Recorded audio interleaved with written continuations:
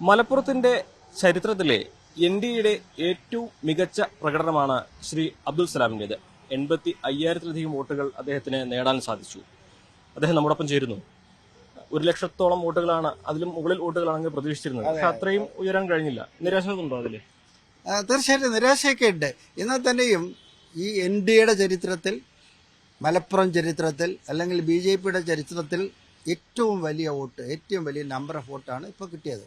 കഴിഞ്ഞ പ്രാവശ്യം കിട്ടിയതിനേക്കാളും ഏതാണ്ട് 16,500 വോട്ട് കൂടുതൽ ഇവിടെ നിന്ന് കിട്ടി എന്ന് പറഞ്ഞു കഴിഞ്ഞാൽ അത് പേഴ്സണൽ വോട്ടാവാം, അല്ലെങ്കിൽ ഇഷ്ടമുള്ളവരുടെ വോട്ടാവാം, അയക്കാം. ഏതായാലും അത്രയും വോട്ട് കിട്ടി എന്നുള്ളത് വളരെ വളരെ സന്തോഷമുള്ള ഒരു കാര്യം തന്നെയാണ്. മലപ്പുറത്തും NDA മാറും വളരും എന്ന് കാണിച്ചു തരികയാണ്. ഇനിയുള്ളവർ ഈ ഒരു റൂട്ട് പിടിച്ച് മുന്നോട്ട് പോയി കഴിഞ്ഞാൽ മാറ്റം വരും. നമുക്ക് വന്ന ഡിഫക്ട്സ് എല്ലാം, ഡെഫിഷ്യൻസിയൊക്കെ മനസ്സിലാക്കി കറക്റ്റ് ചെയ്ത് എല്ലാവരെയും ഉൾക്കൊണ്ടുകൊണ്ട് നമ്മൾ മുന്നോട്ട് പോയി കഴിഞ്ഞാൽ വരും കാലങ്ങളിൽ മാറ്റം വരും എന്നുള്ളത് യാതൊരു സംശയമില്ല. മറ്റൊരു പ്രധാനപ്പെട്ട കാര്യം എനിക്കിവിടെ പറയാനുള്ള കാര്യം എന്ന് പറഞ്ഞാൽ, ഈ ഇലക്ഷന് ഞാൻ ഏതാണ്ട് 2 മാസം ഇവിടെ ഉണ്ടായിരുന്നു.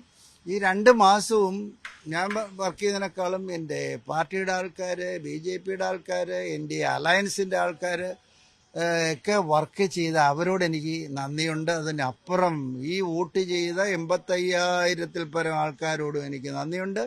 വീണ്ടും എന്നെ സപ്പോർട്ട് ചെയ്ത്, ഇപ്രാവശ്യം എന്നെ മീഡിയയൊക്കെ സ്വന്തമായിട്ട് സപ്പോർട്ട് ചെയ്ത എല്ലാ മീഡിയയോടും എൻ്റെ ഹൃദയം നിറഞ്ഞ നന്ദി ഞാൻ അറിയിക്കുന്നു. ഈ കേന്ദ്രത്തില് പ്രതീക്ഷിച്ചൊരു നേട്ടം കൈവരിക്കാൻ NDAക്ക് കഴിഞ്ഞിട്ടില്ല. അത് ഒരു നിരാശ നൽകുന്ന ഒരു കാര്യമല്ലേ? അതിന് ഞാൻ ഇങ്ങനെയാണ് കാണുന്നത്. അതായത് നമ്മൾ 400 പ്രതീക്ഷിച്ചിരുന്നു. അതായത് 273 മതി എന്നുള്ളിടത്ത് 400 പ്രതീക്ഷിച്ചിരുന്നു. ആ പ്രതീക്ഷയും കൊണ്ട് ഇരുന്നത് കൊണ്ടാണ് 293 വന്നപ്പോഴത്തേക്ക് നമുക്കൊരു നഷ്ടം വന്നത്. എനിക്ക് തോന്നിയത് ശരിക്കും അപ്പോൾ ഒരു മിക്സഡ് ഫീലിംഗാണ് തോന്നിയത്. മിക്സഡ് ഫീലിംഗ് എന്ന് പറഞ്ഞാൽ സന്തോഷം തോന്നി, ഭരണം ഉണ്ടല്ലോ, കണ്ടിന്യൂ ചെയ്യാമല്ലോ, ഇന്ത്യ പാർട്ടി വന്ന് രാജ്യത്തെ മൊത്തം റോബ് ചെയ്ത് പോയില്ലല്ലോ എന്നൊക്കെ തോന്നി, സന്തോഷം തോന്നി. അല്പം ഡിസപ്പോയിൻമെന്റ് തോന്നിയത് നമ്മുടെ 241 എന്ന BJP നമ്പർ ഒരു 275 എത്തിയില്ലല്ലോ. എത്തിയിരുന്നെങ്കിൽ നമ്മുടെ ആ ഗ്രാഫിന്റെ ഗ്രോത്ത് വളരെ സ്ട്രോങ് ആയിരിക്കും എന്നൊക്കെ അല്പം ഒരു ചെറിയ നിരാശ തോന്നിയെങ്കിലും ഭരണം കയ്യിൽ കിട്ടി എന്നുള്ളത് വളരെ വളരെ നല്ലൊരു കാര്യമാണ്. അതെ. പിന്നെ ചിലർ പറയുന്നുണ്ട് അലയൻസിൽ പിന്നെ ആന്ധ്ര അല്ലെങ്കിൽ ബീഹാറൊക്കെ കയറി മോഡിജിയെ ഭരിക്കുമെന്ന്. ആരും ഭരിക്കാൻ ഒക്കത്തില്ല. മോഡി ആർക്കും ഭരിക്കാൻ ഒക്കത്തില്ല. കാര്യം എന്താണെന്നറിയാം, മോഡിജി രാഷ്ട്രം കണ്ട, നമ്മുടെ രാജ്യം കണ്ട ഏറ്റവും വലിയ പൊളിറ്റിക്കൽ ചാണക്യനാണ്. അദ്ദേഹത്തിന് അറിയാം എങ്ങനെ ഭരിക്കണം, മനുഷ്യന്റെ സൈക്കോളജി എന്താണ്, കോമൺ മാന്റെ മനസ്സെന്താണ്, അവന്റെ ആവശ്യം എന്താണ്, ഇത് കൃത്യമായിട്ട് അറിയാം. രാഷ്ട്രീയക്കാരന്റെ സൈക്കോളജിയൊക്കെ നന്നായിട്ട് അറിയാം. അദ്ദേഹത്തെ ഫോക്കസ് ഒന്നേ ഉള്ളൂ, 1.45 ബില്യൺ പീപ്പിൾ ഓഫ് ഇന്ത്യ. അവൻ എന്ത് ചെയ്യണമെന്നേ ഉള്ളൂ. മറ്റേ പൊളിറ്റീഷ്യനെ എങ്ങനെ നിർത്തണം, എങ്ങനെ വരച്ച് നിർത്തണം എന്നൊക്കെ അദ്ദേഹത്തിന് നന്നായിട്ട് അറിയാം. ഞാൻ മനസ്സിലാക്കിയ നരേന്ദ്രമോദിയാണെങ്കിൽ മോഡി 1ഉം മോഡി 2ഉം കൊണ്ടുപോയ അതേ രീതിയിൽ തന്നെ ഒരു പക്ഷേ അതിനേക്കാളും നന്നായിട്ട് തന്നെ മോഡിജി വണ്ടി ഓടിച്ചു പോവും എന്നുള്ള സംശയമൊന്നുമില്ല. ഇടയ്ക്കിടയ്ക്ക് ചിലപ്പോൾ ചില പൊട്ടിത്തെറികളൊക്കെ ഉണ്ടാവാം. അതൊക്കെ അതിനിടയിൽ നിന്നുകൊണ്ട് തന്നെ ഞാൻ വിശ്വസിക്കുന്നു Modiji term number 3 will be same as 1 and 2. മുസ്ലിങ്ങൾക്കെതിരെ മോദിയുടെ പരാമർശങ്ങൾ വലിയ തെരഞ്ഞെടുപ്പിൽ ചർച്ചയായിരുന്നു. വർഗീയ പ്രചരണം നടത്തിയെന്ന പ്രചരണങ്ങളുണ്ടായിരുന്നു. അതൊക്കെ ഈ തെരഞ്ഞെടുപ്പിനെ സ്വാധീനിച്ചു എന്ന് കരുതാൻ പറ്റും? സ്വാധീനിച്ചില്ല എന്ന് പറഞ്ഞു കഴിഞ്ഞാൽ ശരിയാകത്തില്ല. കാര്യം എന്താണെന്നറിയാം, മോഡിജി അന്ന് രാജസ്ഥാനിൽ പറഞ്ഞതിനെ പറ്റി ഇവരൊക്കെ ഒരുപാട് കൊട്ടിഘോഷിച്ചു. നമ്മൾ മനസ്സിലാക്കേണ്ടത് അദ്ദേഹം നിന്ന് പറഞ്ഞ പ്ലാറ്റ്ഫോം ഏത്?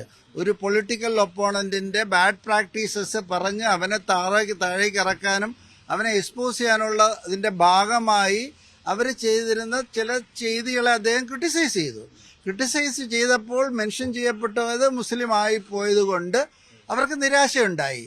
ആ NDA ടീം ഈ വാക്കുകളെ വല്ലാതെ എടുത്തങ്ങ് പ്രയോഗിച്ചു, ആൾക്കാരിൽ കളങ്കം വരുത്തി.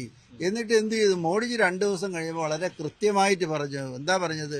എന്നെങ്കിലും ഒരു ഹിന്ദുവിനെയോ മുസ്ലിമിനെയോ രണ്ടായി കാണുന്ന ഒരു കാലാവസ്ഥ വന്നു കഴിഞ്ഞാൽ, മോഡിജിക്ക് വന്നു കഴിഞ്ഞാൽ അന്ന് ഞാൻ നിർത്തും ഈ പരിപാടി, അങ്ങനെ ഞാൻ പോകില്ല എന്ന് പറഞ്ഞ വർത്തമാനം വളരെ കുറച്ച് ആൾക്കാരെ റിപ്പോർട്ട് ചെയ്തോളൂ.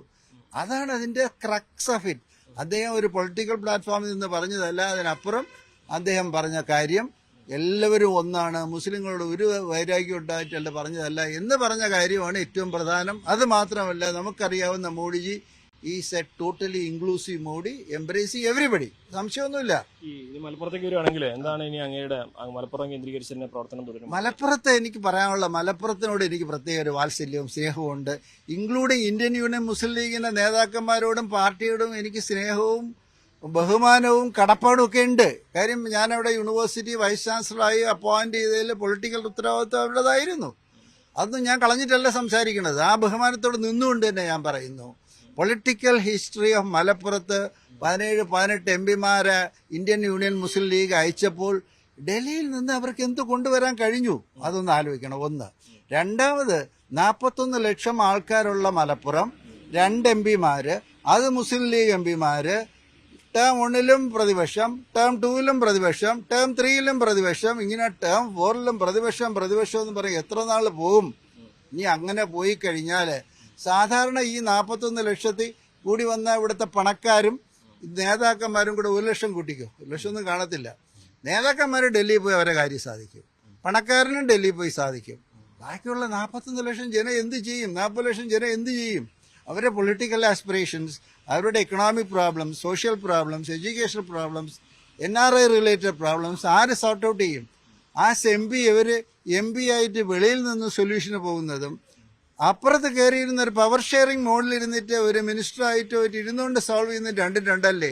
അപ്പോൾ അവർക്ക് കുറച്ചുകൂടെ ശക്തമായിട്ട് അവർക്ക് ഇടപെടാൻ പറ്റത്തില്ലേ? അതുകൊണ്ട് എൻ്റെ ഓർമ്മപ്പെടുത്തൽ, ഉപദേശമല്ല, ഓർമ്മപ്പെടുത്തൽ, നിങ്ങൾ ആലോചിക്കണം എങ്ങനെ ബെസ്റ്റ് പോസിബിൾ ബെസ്റ്റ് അലയൻസുമായിട്ട് ഒരു പവർ ഷെയറിങ്ങിലേക്ക് മാറി. പവർ ഷെയറിങ്ങിൽ വന്നിട്ട് പാവപ്പെട്ട മലപ്പുറത്തുകാരെ എല്ലാവരെയും, മുസ്ലിങ്ങളെ അമുസ്ലിങ്ങളെ ഉൾപ്പെടുന്ന പാവപ്പെട്ടവരെ എങ്ങനെ നന്നായി സേവ് ചെയ്യാനുള്ള ഓപ്പർച്യൂണിറ്റി അതെന്താണെന്ന് ആലോചിക്കണം. അതിനൊരു ഉത്തരം പറയാൻ എന്നോട് പറയാൻ ഞാൻ പറയാം, I will only encourage them to be with a partner of NDA and be with the Modi ji and do justice to the Malappuram ordinary Muslim league ഇന്ത്യയുടെ ഭാഗമാകണം എന്നാണ് അങ്ങ് പറയുന്നത്. എന്റെ ഒപ്പീനിയൻ അതാണ്. അതോടൊപ്പം അങ്ങ് മലപ്പുറം കേന്ദ്രീകരിച്ച് ഇനിയുള്ള കാലങ്ങൾ എന്റെ പാർട്ടി എന്നോട് പറയണത് എന്താ വെച്ചാൽ അത് ചെയ്യാന്നുള്ളതേ ഉള്ളൂ. ഒരു എന്താ പറയണത്, ഒരു അച്ചടക്കമുള്ള പാർട്ടി പ്രവർത്തകന്റെ ജോലിയാണ് പറയുന്നത് അനുസരിക്കുക എന്നുള്ളത്. കേന്ദ്രീകരിച്ച് പ്രവർത്തിക്കുക ഇനി പാർട്ടി പറഞ്ഞാൽ, പാർട്ടി ഇപ്പൊ ഇവിടെ ആൾക്കാരൊക്കെ വെച്ചിട്ടുണ്ടല്ലോ, അവര് പറഞ്ഞത് തീർച്ചയായിട്ടും. അന്ന് ഞാൻ അങ്ങനെ ഒരു വന്നു കഴിഞ്ഞാലും ഞാൻ മുസ്ലിം ലീഗിനോ മുസ്ലിങ്ങൾക്കോ എതിരായിട്ടല്ല വർക്ക് ചെയ്യണത്. ഞാൻ മുസ്ലിംസിന് വേണ്ടി മാത്രമല്ല വർക്ക് ചെയ്യണത്, ഈ 41 ലക്ഷം വരുന്ന ജനത്തിന് വേണ്ടി വർക്ക് ചെയ്യും. അവിടെ ജാതി മതവും നോക്കത്തൊന്നുമില്ല. മലപ്പുറത്തെ പോപ്പുലേഷന് മൊത്തം വേണ്ടി വർക്ക് ചെയ്യുന്ന മോഡിജിയുടെ സ്ട്രാറ്റജി അതാ. ഓൾ ഇന്ത്യ ലെവലില് 145 കോടിക്ക് വേണ്ടി വർക്ക് ചെയ്യാണ്. മലപ്പുറത്ത് വന്നാൽ മലപ്പുറത്ത് 41 ലക്ഷത്തിന് വേണ്ടി വർക്ക് ചെയ്യുക. അതായിരിക്കും എന്റെ സ്ട്രാറ്റജി. നല്ലൊരു പ്രകടനം കാഴ്ചവെക്കാൻ കഴിഞ്ഞതിന്റെ സന്തോഷവും ഒപ്പം തന്നെ ആ ദേശീയ തലത്തിൽ മുസ്ലിം ലീഗ് NDAയുമായി കൈകോർക്കേണ്ടതിന്റെ ആവശ്യകതയുമാണ് അദ്ദേഹം വ്യക്തമാക്കിയത്. പാർട്ടി ആവശ്യപ്പെട്ടാൽ മലപ്പുറത്ത് തന്നെ തുടരുമെന്നും അദ്ദേഹം പറഞ്ഞു. അഖിൽ ഒട്ടുപറയ്ക്കൊപ്പം CV അനുമോദ്, ന്യൂസ് 18.